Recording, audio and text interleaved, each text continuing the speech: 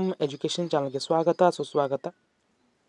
ಇವತ್ತು ನಾವು ಆಧುನಿಕ ಭಾರತದ ಇತಿಹಾಸದ ಕುರಿತು ಚರ್ಚೆಯನ್ನು ಮಾಡಲಿದ್ದೇವೆ.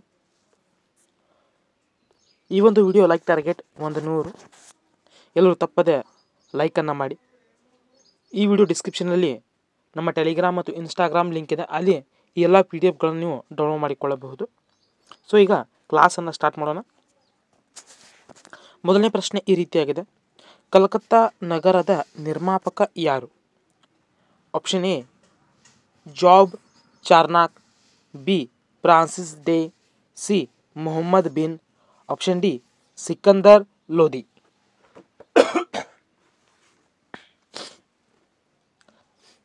ಕಲ್ಕತ್ತಾ ನಗರದ ನಿರ್ಮಾಪಕ ಯಾರು? ಬೇಗನೆ ಉತ್ತರವನ್ನು ಕಮೆಂಟ್ ಮಾಡಿ. Job Charnock, B Francis Day, C Mohammad bin, D Sikandar Lodi. ಮೊದಲನೇ ಪ್ರಶ್ನೆ. ಸೊ ಮೊದಲನೇ ಪ್ರಶ್ನೆಯ ಉತ್ತರ ಆಪ್ಷನ್ ಎ ಅಂತ ಯಾರು ಆಪ್ಷನ್ ನೀಡಿರಿ ಅವರ ಉತ್ತರ ಕರೆಕ್ಟ್ ಆಗ್ತದೆ. ಜಾಬ್ ಚಾರ್ನಾಕ್ ಎನ್ನುವಂಥವರು ಈ ಒಂದು ಕಲ್ಕತ್ತಾ ನಗರವನ್ನು ನಿರ್ಮಾಣ ಮಾಡ್ತಾರೆ. ಹಾಗಾದರೆ ಯಾವೆಲ್ಲ ಹಳ್ಳಿಗಳು ಅಥವಾ ಗ್ರಾಮಗಳು ಸೇರಿಕೊಂಡು ಈ ಒಂದು ಕಲ್ಕತ್ತಾ ನಗರವನ್ನು ನಿರ್ಮಾಣ ಮಾಡ್ತಾರೆ? ಬೇಗನೆ ಕಮೆಂಟ್ ಮೂಲಕ ತಿಳಿಸಿ. ಎಷ್ಟು ಹಳ್ಳಿಗಳನ್ನು ಕೂಡಿಸಿಕೊಂಡು ಕಲ್ಕತ್ತಾ ನಗರವನ್ನು ನಿರ್ಮಾಣ ಮಾಡ್ತಾರೆ? So option A 1, option B 2, option B C 3, option D 4. ಬೇಗನೆ ಕಮೆಂಟ್ ಮೂಲಕ ತಿಳಿಸಿ. ಕಲ್ಕತ್ತಾ ನಗರವನ್ನು ಎಷ್ಟು ಗ್ರಾಮಗಳನ್ನು ಸೇರಿಕೊಂಡು ಕಲ್ಕತ್ತಾ ನಗರದ ನಿರ್ಮಾಣವನ್ನು ಮಾಡಲಾಗ್ತದೆ? Option A 1, option B 2, option C 3, option D 4. ಬೇಗನೆ ಕಮೆಂಟ್ ಮೂಲಕ ತಿಳಿಸಿ. ಸೊ ಪ್ರಮುಖವಾಗಿ ಕಲ್ಕತ್ತಾ ನಗರದ ನಿರ್ಮಾಣಕ್ಕೆ ಪ್ರಮುಖವಾಗಿ 3 ಹಳ್ಳಿಗಳನ್ನು ಅಥವಾ ಗ್ರಾಮಗಳನ್ನು ನಾವು ತೆಗೆದುಕೊಳ್ತೀವಿ. ಒಂದು ಕ್ಯಾಲಿಕಟ್, ಸುತ್ತಮತಿ ಮತ್ತು ಗೋವಿಂದಪುರ ಎನ್ನುವಂತಹ 3 ಹಳ್ಳಿಗಳನ್ನು ತೆಗೆದುಕೊಳ್ತೀವಿ. ಹಾಗಾದರೆ ಕಲ್ಕತ್ತಾಗೆ ಸಂಬಂಧಪಟ್ಟಂತಹ ಇನ್ನೊಂದು ಪ್ರಮುಖ ಪ್ರಶ್ನೆ ಯಾವುದಂದರೆ, ಕಲ್ಕತ್ತಾ ನಗರ ಯಾವ ನದಿಯ ದಡದ ಮೇಲಿದೆ? ಸೊ ಬೇಗನೆ ಕಮೆಂಟ್ ಮೂಲಕ ತಿಳಿಸಿ. ಕಲ್ಕತ್ತಾ ನಗರ ಯಾವ ಒಂದು ನದಿಯ ದಡದ ಮೇಲೆ ಇದೆ?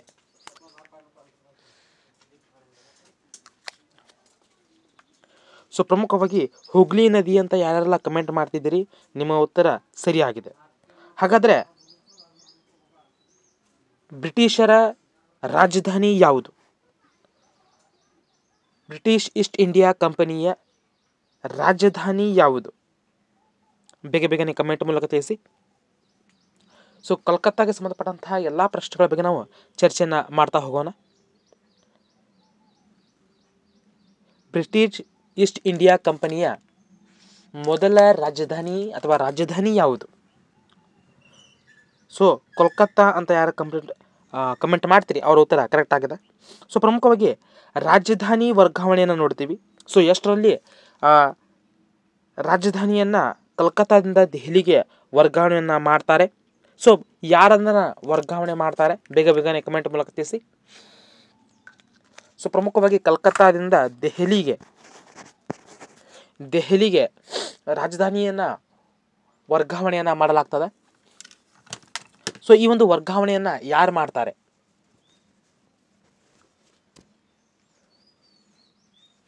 ಬೇಗನೆ ಕಮೆಂಟ್ ಮೂಲಕ ತಿಳಿಸಿ. ರಾಜಧಾನಿಯನ್ನು ವರ್ಗಾವಣೆ ಮಾಡಿದವರು ಯಾರು?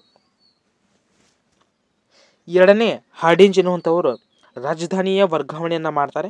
ಸೊ ಹಾಗಾದರೆ ಇನ್ನೊಂದು ವೆರಿ ಇಂಪಾರ್ಟೆಂಟ್ ಕ್ವಶನ್, ಕಲ್ಕತ್ತಾ ವಿಶ್ವವಿದ್ಯಾಲಯ ಯಾವಾಗ ಸ್ಥಾಪನೆ ಆಯಿತು? ಬೇಗನೆ ಕಮೆಂಟ್ ಮೂಲಕ ತಿಳಿಸಿ. ಆಪ್ಷನ್ ಎ 1856, 57,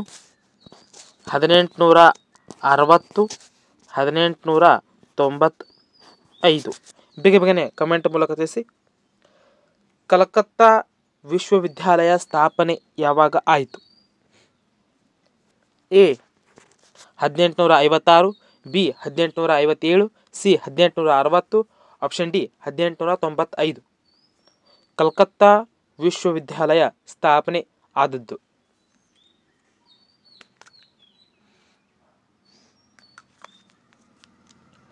ಸೊ ಪ್ರಮುಖವಾಗಿ ಕಲ್ಕತ್ತಾ ವಿಶ್ವವಿದ್ಯಾಲಯ 1857ರಲ್ಲಿ ಸ್ಥಾಪನೆ ಆಗ್ತದೆ. ಸೊ ಇದು ಸಹ ವೆರಿ ಇಂಪಾರ್ಟೆಂಟ್. ಇನ್ನು ಪ್ರಮುಖವಾಗಿ ನಾವು ಬ್ರಿಟಿಷರ ಕಾಲದಲ್ಲಿ ಪ್ರೆಸಿಡೆನ್ಸಿಗಳನ್ನು ನೋಡ್ತೀವಿ. ಪ್ರಮುಖವಾಗಿ ಬ್ರಿಟಿಷರ ಕಾಲದಲ್ಲಿರುವಂತಹ ಎಷ್ಟು ಪ್ರೆಸಿಡೆನ್ಸಿ ನಗರಗಳನ್ನು ನೋಡ್ತೀವಿ? ಕಮೆಂಟ್ ಮೂಲಕ ತಿಳಿಸಿ.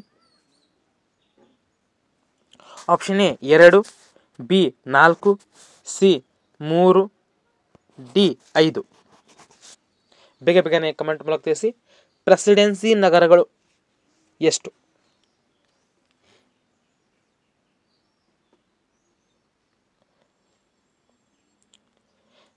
ಸೊ ಆಪ್ಷನ್ 3 ಯಾರು ಹೇಳ್ತೀರಿ ಅವರ ಉತ್ತರ ಕರೆಕ್ಟ್ ಆಗ್ತದೆ. ಪ್ರಮುಖವಾಗಿ ಕಲ್ಕತ್ತಾ, ಮದ್ರಾಸ್ ಮತ್ತು ಬಾಂಬೆ ಅಂತ ನಾವು ಪ್ರೆಸಿಡೆನ್ಸಿ ನಗರಗಳನ್ನು ನೋಡ್ತೀವಿ. ಈ ಒಂದು ಇನ್ನೊಂದು ವೆರಿ ಇಂಪಾರ್ಟೆಂಟ್, ಮದ್ರಾಸ್ ನಗರದ ಸ್ಥಾಪಕರು ಯಾರು? ಸೊ ಇದೇ ಒಂದು ಆಪ್ಷನ್ಸ್ಗಳು. ಬೇಗನೆ ಕಮೆಂಟ್ ಮೂಲಕ ತಿಳಿಸಿ. ಮದ್ರಾಸ್ ನಗರದ ಸ್ಥಾಪಕರು.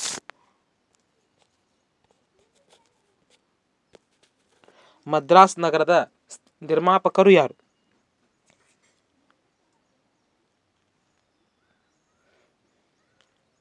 ಸೊ ಪ್ರಮುಖವಾಗಿ ನಾವು ನೋಡ್ತಾ ಬಂದಂತೆ ಮದ್ರಾಸ್ ನಗರದ ಸ್ಥಾಪಕರು ಫ್ರಾನ್ಸಿಸ್ ಹೇ ಎನ್ನುವಂಥವರು. ಸೊ ಪ್ರಮುಖವಾಗಿ 1639ರಲ್ಲಿ ಮದ್ರಾಸ್ ನಗರವನ್ನು ಸ್ಥಾಪನೆಯನ್ನು ಮಾಡಲಾಗ್ತದೆ. ಮದ್ರಾಸ್ನ ಪ್ರಸ್ತುತ ಹೆಸರೇನು? ಮದ್ರಾಸ್ನ ಪ್ರಸ್ತುತ ಹೆಸರೇನು? ಕಮೆಂಟ್ ಮೂಲಕ ತಿಳಿಸಿ. ಮದ್ರಾಸ್ನ ಈಗಿನ ಹೆಸರು. ಸೊ ಮದ್ರಾಸನ್ನು ನಾವೀಗ ಚೆನ್ನೈ ಅಂತ ಕರಿತೀವಿ. ಚೆನ್ನೈ ಅಂತ ನಾವು 1996ರಲ್ಲಿ ನಾಮಕರಣವನ್ನು ಮಾಡ್ತೀವಿ. ಜೊತೆಗೆ ಭಾರತದ ಮೊದಲ ಕೋಟೆ ಯಾವುದು? ಬೇಗನೆ ಕಮೆಂಟ್ ಮೂಲಕ ತಿಳಿಸಿ. ಸೊ ಕಲ್ಕತ್ತಾ, ಮದ್ರಾಸ್ ಮತ್ತು ಬಾಂಬೆಗೆ ಸಂಬಂಧಪಟ್ಟಂಥ ಪ್ರಶ್ನೆಗಳು ನೋಡ್ತಾ ಬಂದಾಗ ಭಾರತದ ಮೊದಲ ಕೋಟೆ ಸೇಂಟ್ ಜಾರ್ಜ್ ಕೋಟೆ ಅಂತ ನೋಡ್ತೀವಿ. ಭಾರತದ ಮೊದಲ ಮುನ್ಸಿಪಾಲ್ಟಿ. ಬೇಗನೆ ಕಮೆಂಟ್ ಮೂಲಕ ತಿಳಿಸಿ. ಭಾರತದ ಮೊದಲ ಮುನ್ಸಿಪಾಲ್ಟಿ ಯಾವುದು? Option A Calcutta, B Bombay, C Madras, D Goa. Okay, ಬೇಗನೆ ತಿಳಿಸಿ. ಭಾರತದ ಮೊದಲ ಮುನ್ಸಿಪಾಲ್ಟಿ ಯಾವುದು? ಸೊ ಯಾರೆಲ್ಲ ಮದ್ರಾಸ್ ಅಂತ ಆನ್ಸರ್ ನೀಡ್ತೀರಿ ಅವರ ಉತ್ತರ ಕರೆಕ್ಟ್. ಆಪ್ಷನ್ ಬಿ ಮದ್ರಾಸ್ ಭಾರತದ ಮೊದಲ ಮುನ್ಸಿಪಾಲ್ಟಿ ಆಗಿದೆ. ಇನ್ನು ಪ್ರಮುಖವಾಗಿ ನಗರಗಳ ಮೇಲೆ ಬಹಳಷ್ಟು ಪ್ರಶ್ನೆಗಳು ಬರ್ತವೆ, ಅದನ್ನು ನೋಡ್ತಾ ಹೋಗೋಣ. ಸೊ ಈಗ ನಾನು ಹೇಳಿದಂಥ ಪ್ರಶ್ನೆ. ಸೊ ಕಲ್ಕತ್ತಾ 3 ಗ್ರಾಮಗಳನ್ನ ನೋಡ್ತೀವಿ: ಕ್ಯಾಲಿಕಟ್, ಸುತ್ತಮತಿ ಮತ್ತು ಗೋವಿಂದಪುರ. ಯಾವೊಂದು ನದಿ ದಡದಲ್ಲಿ ಅಂದರೆ ಹುಗ್ಲಿ ನದಿ ದಂಡೆಯಲ್ಲಿ ನಾವು ಕಲ್ಕತ್ತಾ ನಗರ ನೋಡ್ತೀವಿ. ರಾಜಧಾನಿ ವರ್ಗಾವಣೆ ಕಲ್ಕತ್ತಾದಿಂದ ದೆಹಲಿಗೆ 2ನೇ ಹಾರ್ಡಿಂಜ್ ಅವರು ಮಾಡ್ತಾರೆ. ಕಲ್ಕತ್ತಾ ವಿಶ್ವವಿದ್ಯಾಲಯ 1857ರಲ್ಲಿ ಸ್ಥಾಪನೆ ಆಗ್ತದೆ. ವೆರಿ ಇಂಪಾರ್ಟೆಂಟ್, ಎಲ್ಲ ನಾನು ನೀಡಿದ್ದೀನಿ. ಸೊ ಪ್ರಮುಖವಾಗಿ ಪ್ರೆಸಿಡೆನ್ಸಿ ನಗರಗಳು ಕಲ್ಕತ್ತಾ, ಮದ್ರಾಸ್, ಬಾಂಬೆ. ಮದ್ರಾಸ್ ಸ್ಥಾಪಕರು ಫ್ರಾನ್ಸಿಸ್ ಹೇ 1639ರಲ್ಲಿ. ಕಲ್ಕತ್ತಾದ ಮೊದಲ ಕೋಟೆ ಸೇಂಟ್ ಜಾರ್ಜ್ ಕೋಟೆ. ಮದ್ರಾಸ್ನ ಈಗಿನ ಹೆಸರು ಚೆನ್ನೈ. ಭಾರತದ ಮೊದಲ ಮುನ್ಸಿಪಾಲ್ಟಿ ಮದ್ರಾಸ್ ಮುನ್ಸಿಪಾಲ್ಟಿ. ಸೊ ಎಲ್ಲದರ ಬಗ್ಗೆ ನೋಟ್ಸನ್ನು ನೀಡಿದ್ದೀನಿ. ಇನ್ನು ಪ್ರಮುಖವಾಗಿ ನಗರಗಳು ಮತ್ತು ಸ್ಥಾಪಕರ ಮೇಲೆ ಬಹಳಷ್ಟು ಪ್ರಶ್ನೆಗಳು ಬರ್ತವೆ. ಫತೇಪುರ್ ಸಿಕ್ರಿ ಅಕ್ಬರ್ ನಿರ್ಮಾಣ ಮಾಡ್ತಾನೆ. ಆಗ್ರಾ ಸಿಕಂದರ್ ಲೋಧಿ. ಜಾನ್ಪುರ್ ಫಿರೋಜ್ ಶಾ ತುಘಲಕ್.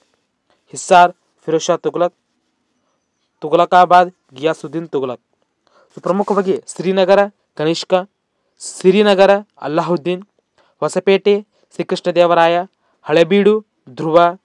ಬಾದಾಮಿ 1ನೇ ಪುಲಕೇಶಿ. ಬೆಂಗಳೂರು 1ನೇ ಕೆಂಪೇಗೌಡ. ಮಾಗಡಿ 2ನೇ ಕೆಂಪೇಗೌಡ. ಸೊ ವೆರಿ ಇಂಪಾರ್ಟೆಂಟ್, ಇಲ್ಲಿ ಕೆಳಗಿವೆ. ಸೊ ಇಲ್ಲೆಲ್ಲ ಇವೆ ವೆರಿ ಇಂಪಾರ್ಟೆಂಟ್ ನಗರಗಳು ಮತ್ತು ಅವರ ಸ್ಥಾಪಕರು. ಇನ್ನು ಮುಂದಿನ ಪ್ರಶ್ನೆ ನೋಡೋಣ. ಬ್ರಿಟಿಷರಿಗೆ ಸುಂಕರಹಿತವಾಗಿ ವ್ಯಾಪಾರ ಮಾಡಲು ಅವಕಾಶ ಕಲ್ಪಿಸಿಕೊಟ್ಟ ಮೊದಲ ಮೊಘಲ್ ದೊರೆ ಯಾರು? Option A Jahangir, B Aurangzeb, C Mohammad Shah, D Farrukh Siyar. ಬ್ರಿಟಿಷರಿಗೆ ಸುಂಕರಹಿತವಾಗಿ ವ್ಯಾಪಾರ ಮಾಡಲು ಅವಕಾಶ ಕಲ್ಪಿಸಿಕೊಟ್ಟ ಮೊದಲ ಮೊಘಲ್ ದೊರೆ ಯಾರು? Option A Jahangir, B Aurangzeb, C Mohammad Shah, D Farrukh Siyar. ಬೇಗನೆ ಕಮೆಂಟ್ ಮೂಲಕ ತಿಳಿಸಿ. ಸೊ ಮೊಘಲರ ಮೇಲೆ ವೆರಿ ಇಂಪಾರ್ಟೆಂಟ್ ಕ್ವಶನ್ ಭಾಳ ಬರ್ತವೆ.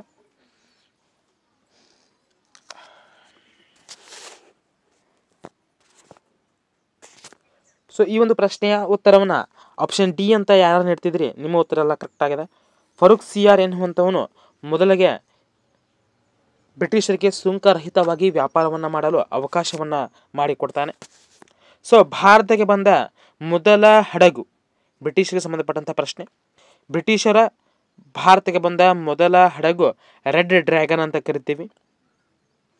ಸೊ ಪ್ರಮುಖವಾಗಿ ಈಸ್ಟ್ ಇಂಡಿಯಾ ಕಂಪನಿ ಯಾವಾಗ ಸ್ಥಾಪನೆ ಆಯಿತು, ಬೇಗನೆ ಕಮೆಂಟ್ ಮೂಲಕ ತಿಳಿಸಿ. ಬ್ರಿಟಿಷ್ ಈಸ್ಟ್ ಇಂಡಿಯಾ ಕಂಪನಿ ಸ್ಥಾಪನೆ ಆದದ್ದು 1600 ಡಿಸೆಂಬರ್ 31.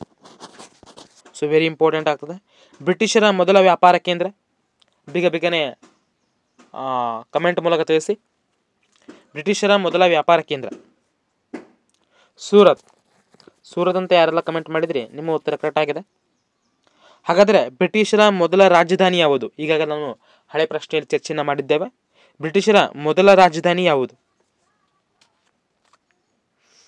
ಕಮೆಂಟ್ ಮೂಲಕ ತಿಳಿಸಿ. ಓಕೆ, ಕಲ್ಕತ್ತಾ ಅಂತ ಯಾರು ಆನ್ಸರ್ ಮಾಡಿದ್ರಿ, ನಿಮ್ಮ ಉತ್ತರ ಕರೆಕ್ಟ್. ಓಕೆ, ಬ್ರಿಟಿಷರು ಗೆದ್ದ ಮೊದಲ ಪ್ರಾಂತ್ಯ ಯಾವುದು? ಸೊ ಇದು ವೆರಿ ಇಂಪಾರ್ಟೆಂಟ್. ಬಹಳಷ್ಟು ಎಕ್ಸಾಮ್ನಲ್ಲಿ ಈ ಪ್ರಾಂತ್ಯದ ಕುರಿತು ಪ್ರಶ್ನೆಗಳು ಬಂದಿವೆ, ತಿಳ್ಕೊಳ್ಳಿ. ಇಷ್ಟರ ಮೇಲೆ ಕ್ಲೂ ಕೊಟ್ಟಿದ್ದೀನಿ. ಬ್ರಿಟಿಷರು ಗೆದ್ದ ಮೊದಲ ಪ್ರಾಂತ್ಯ ಯಾವುದು? ಓಕೆ, ಸೊ ಬಂಗಾಳ ಅಂತ ಯಾರು ಕಮೆಂಟ್ ಮಾಡ್ತಿದ್ದೀರಿ, ನಿಮ್ಮ ಉತ್ತರ ಕರೆಕ್ಟ್, ಬಂಗಾಳ. ಇನ್ನು ವೆರಿ ಇಂಪಾರ್ಟೆಂಟ್ ಪ್ರಶ್ನೆಗಳನ್ನ ನಾವು ಚರ್ಚೆ ಮಾಡ್ತಾ ಹೋಗೋಣ. ಸೊ ನೋಡೋಣ. ಸೊ ಈಗೆಲ್ಲ ನೋಡಿದಂತೆ ಪ್ರಶ್ನೆ, ಭಾರತಕ್ಕೆ ಬಂದ ಮೊದಲ ಬ್ರಿಟಿಷರ ಹಡಗು red dragon. East India company ಸ್ಥಾಪನೆ 16 ಡಿಸೆಂಬರ್ 31. ಭಾರತಕ್ಕೆ ಬಂದ ಬ್ರಿಟಿಷ್ ವ್ಯಕ್ತಿ ಜಾನ್ ಮಿಲ್ಟನ್ ಹಾಲ್. ಬ್ರಿಟಿಷರ ಮೊದಲ ವ್ಯಾಪಾರ ಕೇಂದ್ರ ಸೂರತ್. ಬ್ರಿಟಿಷರ ಮೊದಲ ರಾಜಧಾನಿ ಕಲ್ಕತ್ತಾ. ಬ್ರಿಟಿಷರು ಗೆದ್ದ ಮೊದಲ ಪ್ರಾಂತ್ಯ ಬಂಗಾಳ. ಇನ್ನು ಮೂರನೇ ಪ್ರಶ್ನೆ ನೋಡೋಣ. ಮೂರನೇ ಪ್ರಶ್ನೆ ಈ ರೀತಿಯಾಗಿದೆ, ಭಾರತದಲ್ಲಿ ಡೇನರ ಮೊದಲ ರಾಜಧಾನಿ ಯಾವುದು? ಕಲ್ಕತ್ತಾ, ಗೋವಾ, ಸೇರಂಪುರ್, ಪುಲಿಕಾಟ್. ಬೇಗನೆ ಕಮೆಂಟ್ ಮೂಲಕ ತಿಳಿಸಿ. ಡೇನರ ರಾಜಧಾನಿ ಕಲ್ಕತ್ತಾ, ಗೋವಾ, ಸೇರಂಪುರ್, ಪುಲಿಕಾಟ್. ಕಮೆಂಟ್ ಮೂಲಕ ತಿಳಿಸಿ.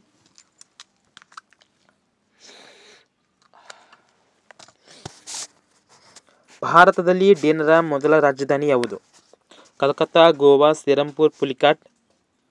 ಸೊ ಯಾರೆಲ್ಲ ಆಪ್ಷನ್ ಸಿ ಸೇರಂಪುರ್ ಅಂತ ಆನ್ಸರ್ ನೀಡ್ತಿದ್ದೀರಿ, ನಿಮ್ಮ ಉತ್ತರ ಕರೆಕ್ಟ್ ಆಗಿದೆ.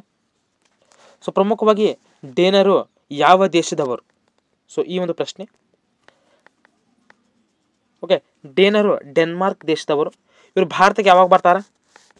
1615, 1618, 1616, 1620. ಬೇಗನೆ ಕಮೆಂಟ್ ಮೂಲಕ ತಿಳಿಸಿ. ಡೇನರು ಭಾರತಕ್ಕೆ ಬಂದದ್ದು ಯಾವಾಗ?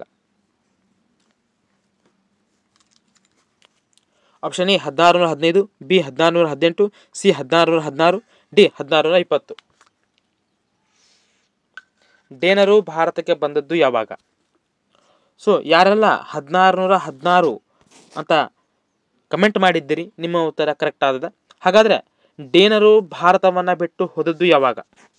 1856, 1854, 1860, 1865. ಬೇಗನೆ ಕಮೆಂಟ್ ಮೂಲಕ ತಿಳಿಸಿ. ಡೇನರು ಭಾರತವನ್ನು ಬಿಟ್ಟು ಹೋದದ್ದು ಯಾವಾಗ? ಡೇನರ್ ಸಂಬಂಧಪಟ್ಟಂತಹ ಸಂಪೂರ್ಣ ಮಾಹಿತಿಯನ್ನು ನಾವು ಚರ್ಚೆ ಮಾಡ್ತಾ ಹೋಗೋಣ. ಭಾರತದಲ್ಲಿ ಡೇನರು ಬಂದದ್ದನ್ನು ನೋಡಿದ್ದೀವಿ, ಇನ್ನು ಹೋದದ್ದು ಯಾವಾಗ? Option A 1856, B 1854, C 1860, D 1865. ಡೇನರು ಭಾರತವನ್ನು ತೊರೆದದ್ದು ಯಾವಾಗ? ಆಪ್ಷನ್ ಬಿ 1854 ಅಂತ ಯಾರು ಕಮೆಂಟ್ ಮಾಡಿರಿ, ನಿಮ್ಮ ಉತ್ತರ ಕರೆಕ್ಟ್ ಆಗಿದೆ. ಡೇನರು ಭಾರತವನ್ನು ಬಿಟ್ಟು 1854ರಲ್ಲಿ ಹೋಗ್ತಾರೆ. ಹಾಗಾದರೆ ಡೇನರ ಮೊದಲ ವ್ಯಾಪಾರ ಕೇಂದ್ರ ಯಾವುದು? ಸೊ ಇದು ವೆರಿ ಇಂಪಾರ್ಟೆಂಟ್, ಕಮೆಂಟ್ ಮೂಲಕ ತಿಳಿಸಿ, ಆಪ್ಷನ್ ಅಂತ ನೀಡಲ್ಲ. ಡೇನರ ಮೊದಲ ವ್ಯಾಪಾರ ಕೇಂದ್ರ ಯಾವುದು? ಸೊ ಪ್ರಮುಖವಾಗಿ ಡೇನರ ವ್ಯಾಪಾರ ಕೇಂದ್ರ ತಿರುವಾಂಕೂರು. ಸೊ ಇದು ವೆರಿ ಇಂಪಾರ್ಟೆಂಟ್ ಆಗ್ತದೆ. ಹಾಗಾದರೆ ಭಾರತಕ್ಕೆ ಇವರು ಬಂದದ್ದು ಎಷ್ಟನೆಯವರು? ಸೊ ಯುರೋಪಿಯನರಲ್ಲಿ ಇವರು ಎಷ್ಟನೆಯವರು? ಭಾರತಕ್ಕೆ ಬಂದ ಯುರೋಪಿಯನರಲ್ಲಿ ಡೇನರು ಎಷ್ಟನೆಯವರು? 1 2 3 4 ಬೇಗ ಬೇಗನೆ ಕಮೆಂಟ್ ಮೂಲಕ ತಿಳಿಸಿ. ಭಾರತಕ್ಕೆ ಬಂದ ಯುರೋಪಿಯನರಲ್ಲಿ ಡೇನರು ಎಷ್ಟನೆಯವರು?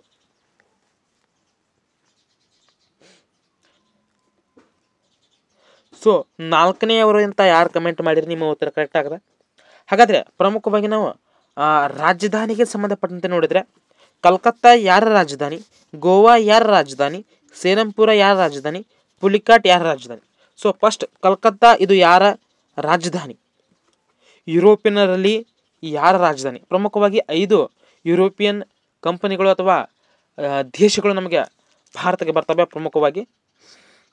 ಸೊ ಕಲ್ಕತ್ತಾ ಬ್ರಿಟಿಷರ ರಾಜಧಾನಿ. ಸೊ ಇದು ಬ್ರಿಟಿಷರ ರಾಜಧಾನಿ. ಹಾಗಾದರೆ ಗೋವಾ ಯಾರ ರಾಜಧಾನಿ? ಸೊ ಇದು ಬ್ರಿಟಿಷರ ರಾಜಧಾನಿ. ಗೋವಾ ಪೋರ್ಚುಗೀಸರ ರಾಜಧಾನಿ. ಪೋರ್ಚುಗೀಸರ ರಾಜಧಾನಿ. ಸೇರಂಪುರ ಅಂತೂ ಡೇನರ ರಾಜಧಾನಿ. ಇನ್ನು ಪುಲಿಕಾಟ್ ಕಮೆಂಟ್ ಮೂಲಕ ತಿಳಿಸಿ, ಪುಲಿಕಾಟ್ ಯಾರ ರಾಜಧಾನಿ? ಓಕೆ, ಡಚ್ಚರು ಅಂತ ಹೇಳ್ತಿದ್ದೀರಿ, ನಿಮ್ಮ ಉತ್ತರ ಕರೆಕ್ಟ್ ಆಗಿದೆ. ಡಚ್ಚರ ರಾಜಧಾನಿ ಪುಲಿಕಾಟ್. ಇನ್ನು ನೋಡೋಣ, ಡೇನರ ರಾಜಧಾನಿ ಸೇರಂಪುರ್, ಬ್ರಿಟಿಷರ ರಾಜಧಾನಿ ಕಲ್ಕತ್ತಾ, ಪೋರ್ಚುಗೀಸರ ರಾಜಧಾನಿ ಗೋವಾ, ಡಚ್ಚರ ರಾಜಧಾನಿ ಪುಲಿಕಾಟ್. ಇನ್ನು 4ನೇ ಪ್ರಶ್ನೆ ನೋಡೋಣ. ಇವರು ಡೆನ್ಮಾರ್ಕ್ದವರು, ಬಂದದ್ದು ಹೋದದ್ದು, ವ್ಯಾಪಾರ ಕೇಂದ್ರ, 4ನೆಯವರು, ಬ್ರಿಟಿಷ್ ರಾಜಧಾನಿ, ಪೋರ್ಚುಗೀಸರ ರಾಜಧಾನಿ, ಡಚ್ಚರ ರಾಜಧಾನಿ. ಸೊ ಎಲ್ಲ ಮಾಹಿತಿ ಇದೆ, ನೀವು ಆಮೇಲೆ ನೋಡ್ಕೊಳ್ಳಿ. ಓಕೆ, ಮುಂದಿನ ಪ್ರಶ್ನೆ ನೋಡೋಣ. ಅಂತಾರಾಷ್ಟ್ರೀಯ ನ್ಯಾಯಾಲಯದ ತೀರ್ಪಿನ ನಂತರ ಭಾರತದ ಒಕ್ಕೂಟಕ್ಕೆ ಸೇರಿದ ಪ್ರದೇಶ ಯಾವುದು? Option A Pulicat, B Goa, C Pondicherry, D Hyderabad. ಅಂತಾರಾಷ್ಟ್ರೀಯ ನ್ಯಾಯಾಲಯದ ತೀರ್ಪಿನ ನಂತರ ಭಾರತದ ಒಕ್ಕೂಟಕ್ಕೆ ಸೇರಿದ ಪ್ರದೇಶ ಯಾವುದು? ಪುಲಿಕಾಟ್, ಗೋವಾ, ಪಾಂಡಿಚೇರಿ, ಹೈದರಾಬಾದ್. ಬೇಗ ಬೇಗನೆ ಕಮೆಂಟ್ ಮೂಲಕ ತಿಳಿಸಿ.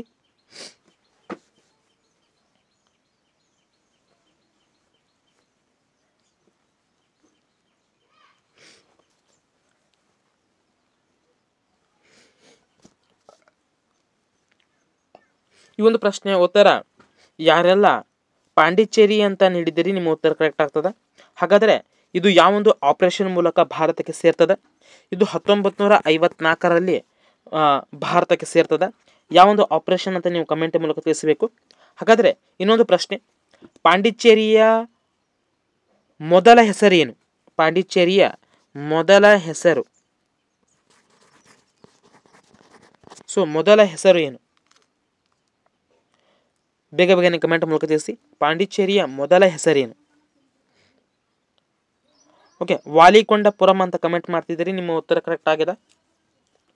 ಇದ್ರ ಜೊತೆಗೆ ಅರವಿಂದ್ ಆಶ್ರಮ ಸ್ಥಾಪಿಸಿದವರು ಯಾರು? ಸೊ ಪಾಂಡಿಚೇರಿ ಅಂದರೆ ವಾಲಿಕೊಂಡಪುರಂನಲ್ಲಿರುವಂತಹ ಇನ್ನೊಂದು ಪ್ರಮುಖವಾದಂತಹ ಆಶ್ರಮ ಅರವಿಂದ ಆಶ್ರಮ.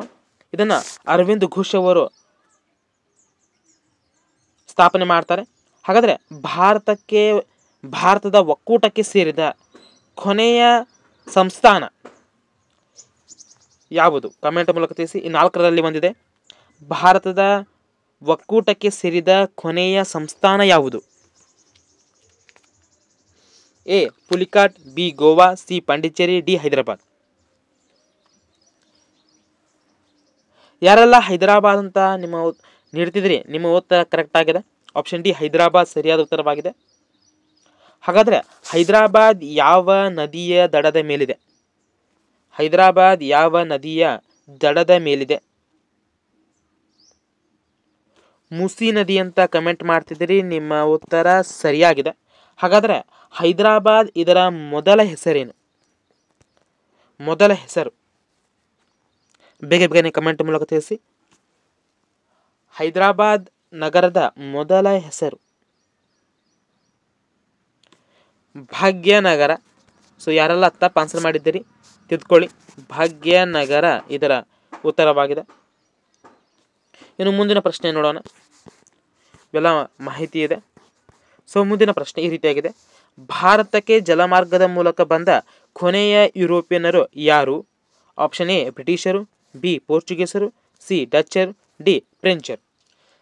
ಭಾರತಕ್ಕೆ ಜಲಮಾರ್ಗದ ಮೂಲಕ ಬಂದ ಕೊನೆಯ ಯುರೋಪಿಯನ್ ಯಾರು? ಬೇಗನೆ ಕಮೆಂಟ್ ಮೂಲಕ ತಿಳಿಸಿ.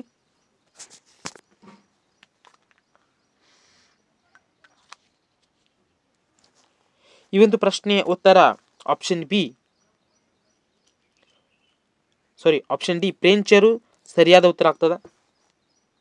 ಹಾಗಾದ್ರೆ ಭಾರತಕ್ಕೆ ಬಂದ ಮೊದಲ ಫ್ರೆಂಚ್ ವ್ಯಕ್ತಿ ಯಾರು? ಫ್ರಾಂಕೋಯಿಸ್ ಮಾರ್ಟಿನ್ ಕೆರಾಕ್ ಎನ್ನುವಂತಹ ವ್ಯಕ್ತಿ ಬರ್ತಾನೆ. ಹಾಗಾದ್ರೆ ಮೊದಲ ವ್ಯಾಪಾರ ಕೇಂದ್ರ ಇವರದು ಸಹ ಸೂರತ್ನಲ್ಲಿ ಇವರು ತಮ್ಮ ಮೊದಲ ವ್ಯಾಪಾರ ಕೇಂದ್ರವನ್ನ ಪ್ರಾರಂಭ ಮಾಡ್ತಾರೆ. ಇವರು 1664ರಲ್ಲಿ ಫ್ರೆಂಚ್ ತಮ್ಮ ಕಂಪನಿಯನ್ನ ಸ್ಥಾಪನೆ ಮಾಡ್ತಾರೆ. ಹಾಗಾದ್ರೆ ಫ್ರೆಂಚರ ನಿರ್ಣಾಯಕ ಕದನ ಅಂತ ಯಾವ ಒಂದು ಕದನವನ್ನ ಕರಿತೀವಿ? ಬೇಗನೆ ಕಮೆಂಟ್ ಮೂಲಕ ತಿಳಿಸಿ.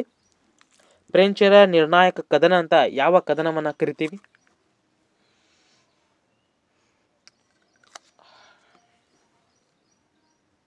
ವಾಂಡಿವಾಶ್ ಕದನ.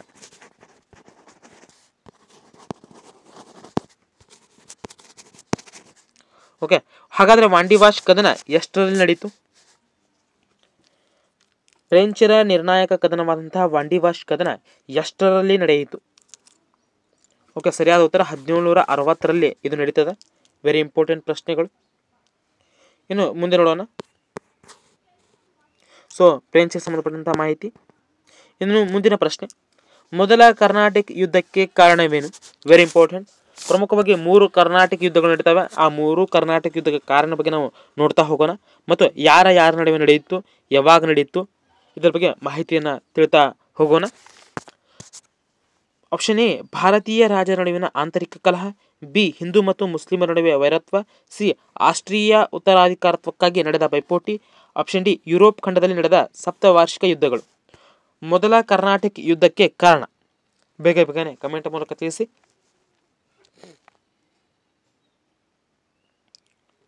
ಮೊದಲನೇ ಕರ್ನಾಟಕ ಯುದ್ಧ ಆಸ್ಟ್ರಿಯಾ ಉತ್ತರಾಧಿಕಾರತ್ವಕ್ಕಾಗಿ ನಡೆದಂತಹ ಪೈಪೋಟಿಗೆ ಈ ಒಂದು ಯುದ್ಧ ಕಾರಣವಾಯಿತು. ಹಾಗಾದರೆ ಎರಡನೇ ಕರ್ನಾಟಕ ಯುದ್ಧಕ್ಕೆ ಕಾರಣವೇನು? ಸೊ ಇಲ್ಲೇ ಆನ್ಸರ್ ಇದೆ, ಕಮೆಂಟ್ ಮೂಲಕ ತಿಳಿಸಿ.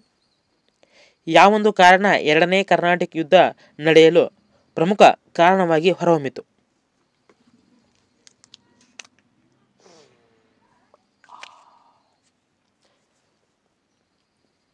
ಎರಡನೇ ಕರ್ನಾಟಕ ಯುದ್ಧಕ್ಕೆ ಕಾರಣ. ಸೊ ಈ ಒಂದು ಉತ್ತರ ಭಾರತೀಯ ರಾಜರ ನಡುವಿನ ಆಂತರಿಕ ಕಲಹ. ಸೊ ಇದು ಎರಡನೇ ಕರ್ನಾಟಕ ಯುದ್ಧ ನಡೆಯಲು ಕಾರಣ. ಇನ್ನು ಮೂರನೇ ಕರ್ನಾಟಕ ಯುದ್ಧ ನಡೆಯಲು ಕಾರಣವೇನು? ಬೇಗನೆ ತಿಳಿಸಿ.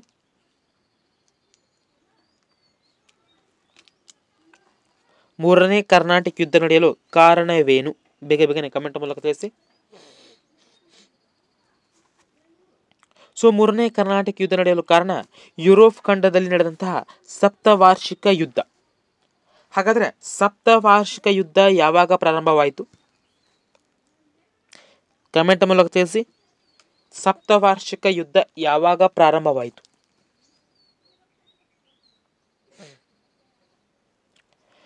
1756. ಸೊ ಇದ್ರ ಬಗ್ಗೆ ನಾವು ಮಾಹಿತಿ ನೋಡೋಣ. ಸೊ ಪ್ರಮುಖವಾಗಿ ಮೊದಲನೇ ಕರ್ನಾಟಕ ಯುದ್ಧ 1746ರಿಂದ 48ರವರೆಗೆ. ಈ ಒಂದು ಯುದ್ಧ ಎಕ್ಸ್ ಲಾ ಚಾಪೆಲಾ ಎನ್ನುವಂತಹ ಒಪ್ಪಂದಕ್ಕೆ ಕೊನೆಗೊಳ್ಳುತ್ತದೆ. ಎರಡನೇ ಯುದ್ಧ 1749ರಿಂದ 54ರವರೆಗೆ ಪಾಂಡಿಚೇರಿ ಒಪ್ಪಂದದ ಮೂಲಕ ಇದು ಕೊನೆಗೊಳ್ಳುತ್ತದೆ. ಇನ್ನು ಮೂರನೇ ಕರ್ನಾಟಕ ಯುದ್ಧ 1758ರಿಂದ 63ರವರೆಗೆ ಪ್ಯಾರಿಸ್ ಒಪ್ಪಂದದ ಮೂಲಕ ಈ ಒಂದು ಕರ್ನಾಟಕ ಯುದ್ಧ ಮುಕ್ತಾಯವಾಗ್ತದೆ. ಸೊ ಪ್ರಮುಖವಾಗಿ ಈ ಎಲ್ಲ ಇಂಪಾರ್ಟೆಂಟ್ ಪ್ರಶ್ನೆಗಳು ನಾವು ಚರ್ಚೆಯನ್ನು ಮಾಡ್ತಾ ಬಂದೀವಿ. ಇನ್ನು ಮುಂದೆ ನೋಡೋಣ. ಹಾಗಾದರೆ ಎರಡನೇ ಕರ್ನಾಟಕ ಯುದ್ಧ ಯಾವ ಒಪ್ಪಂದದೊಂದಿಗೆ ಕೊನೆಗೊಂಡಿತು? Option A Pondicherry, B Mangaluru, C Srirangapatna, D Aix la Chapelle. So ಈಗಾಗಲೇ ನಾವು ಚರ್ಚೆಯನ್ನು ಮಾಡಿದ್ದೇವೆ. ಬೇಗನೆ ಕಮೆಂಟ್ ಮೂಲಕ ತಿಳಿಸಿ. ಎರಡನೇ ಕರ್ನಾಟಕ ಯುದ್ಧ ಯಾವ ಒಪ್ಪಂದದೊಂದಿಗೆ ಕೊನೆಗೊಂಡಿತು? A Pondicherry, B Mangaluru, C Srirangapatna, D Aix la ಚಾಪೆಲಾ.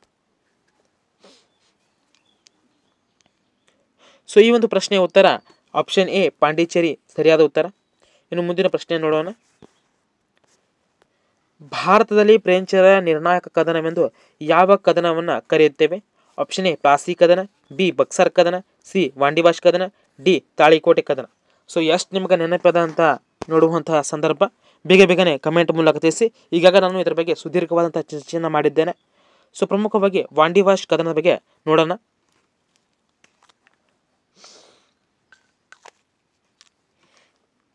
ಈ ಒಂದು ಪ್ರಶ್ನೆಯ ಉತ್ತರ ಆಪ್ಷನ್ ಸಿ ವಾಂಡಿವಾಶ್ ಕದನ. ಹಾಗಾದರೆ ತಾಳಿಕೋಟೆ ಕದನ ಯಾವಾಗ ನಡೀತು ಬೇಗ ಬೇಗನೆ ಕಮೆಂಟ್ ಮೂಲಕ ತಿಳಿಸಿ.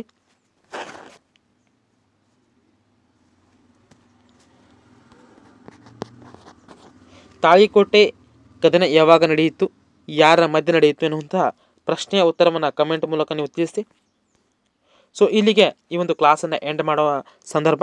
ಈ ಒಂದು ವಿಡಿಯೋ ನಿಮಗೆ ಇಷ್ಟವಾಗಿದೆ ಲೈಕ್ ಮಾಡಿ, ಶೇರ್ ಮಾಡಿ, ಹಾಗೆ ತಪ್ಪದೆ ಎಲ್ಲರೂ ಸಬ್ಸ್ಕ್ರೈಬನ್ನು ಮಾಡಿ. ಈ ಒಂದು ವಿಡಿಯೋ ನಿಮಗೆ ಇಷ್ಟವಾಗಿದ್ದರೆ ಲೈವ್ ಸೆಷನ್ ಅಥವಾ ರೆಕಾರ್ಡಿಂಗ್ ಸೆಷನ್ ಮುಗಿದ ನಂತರ ಈ ಒಂದು ವಿಡಿಯೋ ಸಂಬಂಧಪಟ್ಟಂಥ ನಿಮ್ಮ ಅನಿಸಿಕೆಯನ್ನು ಕಮೆಂಟ್ ಮೂಲಕ ತಿಳಿಸಿ. ಧನ್ಯವಾದಗಳು.